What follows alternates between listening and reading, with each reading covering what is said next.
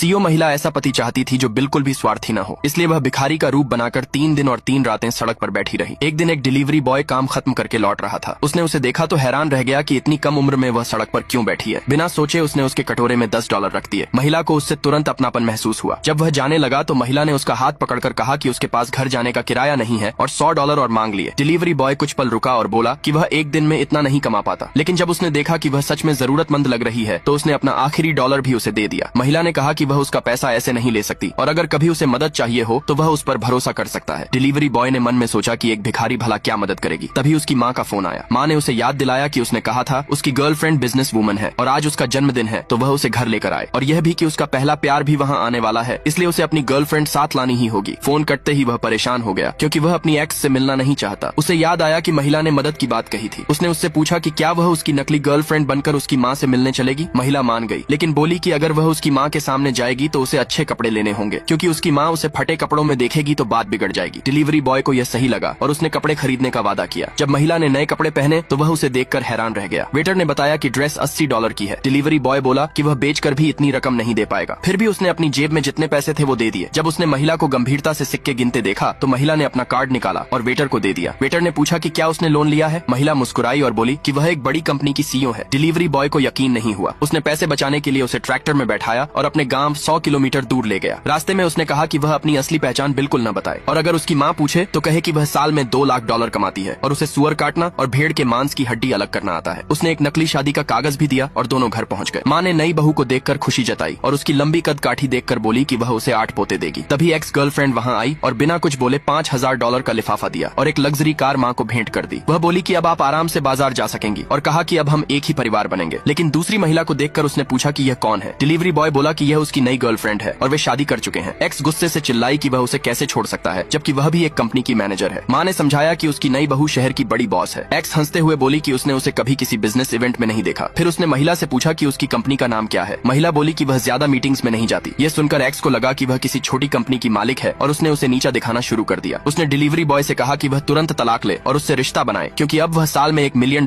कमाती है और उसके पूरे परिवार को शाही जिंदगी दे सकती है। तभी कुछ लोग वहाँ पहुँच गए।